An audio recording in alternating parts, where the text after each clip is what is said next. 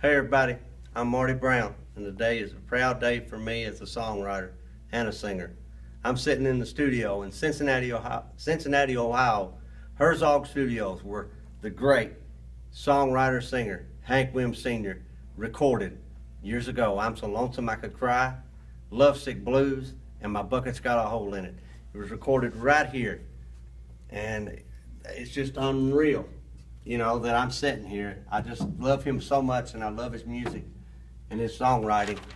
Here's the layout of the studio, right here, Herzog Studios, years ago, Hank Sr. All the band were right in here. Here's the control room. How would you like to have been in that control room looking out that window and seeing Hank Sr. sing I'm So Lonesome I Could Cry and his first #1 hit, Lovesick Blues? Well, there wasn't a piano on I'm So Lonesome I Could Cry. But they said that Hank Sr. here at the studio come over and fumbled around on this piano and played it. So I'm going to get to play the piano that Hank Williams Sr. played. I'm going to sing I'm So Lonesome I Could Cry for Hank.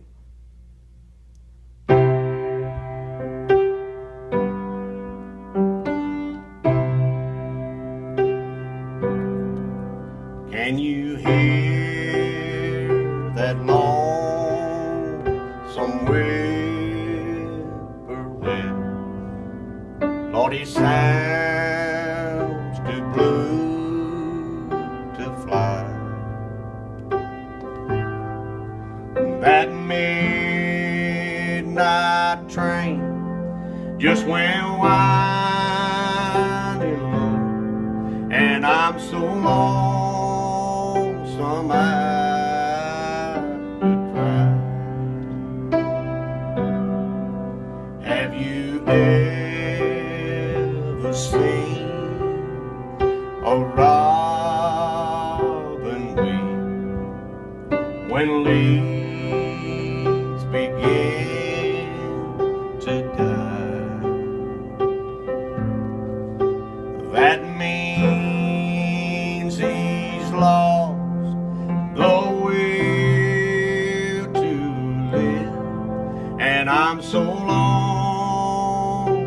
I could cry. The silence of a falling star lights up a purple sky,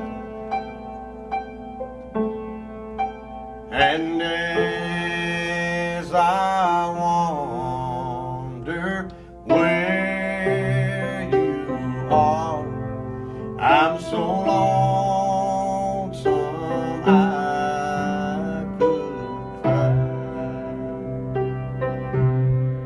I'm so lonesome I could cry.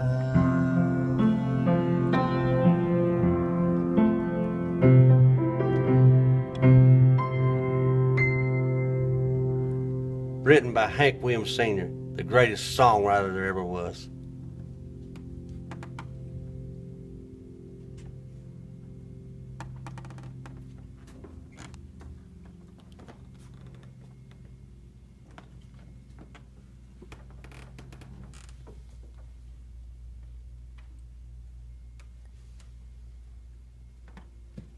There's the record hanging right up on the wall. One of the master recordings that was pressed into a master off of the masters that was recorded in Cincinnati, Ohio. Now come on down here. Now, a lot of people think, you stop and you think, Hank Williams Sr.'s first #1 hit was recorded. Lovesick Blues. And, Fred Rose, his mentor, his publisher, producer, he didn't want him to record Lovesick Blues, but Hank insisted, because he had played it out at the Louisiana Hayride and all those shows. He had played it out, and he had seen the effect that that song had on the people, and he recorded it for the people. He knew what it could do, so he insisted that they cut that song. And so they cut it, and the rest is history. Lovesick Blues went to #1. Hank Sr. become a superstar. Grand Ole Opry, the greatest songwriter that ever lived. And but my personal favorite of his will always be "I'm So Lonesome I Could Cry." That was Hank Sr. at his best. And my mama, she was, she says she remembers my mother, Barbara Brown. She remembers where she was at the day that she heard that Hank Williams had died. She was hanging out laundry, and she said it went through her like a lightning bolt, and she just broke down and cried, just like the whole world over. He had a great life. When you hear his songs, there was a whole lot of happiness in his life too. I know there was.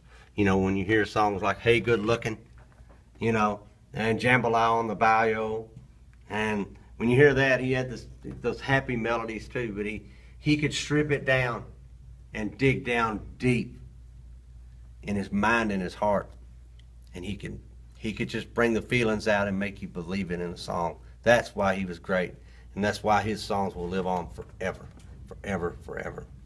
When you stop and think about it, he was the first superstar. Before Elvis, before the Beatles, there was Hank Williams Sr. I'm Marty Brown. This is a tour from Cincinnati, Ohio, Herzog Studios.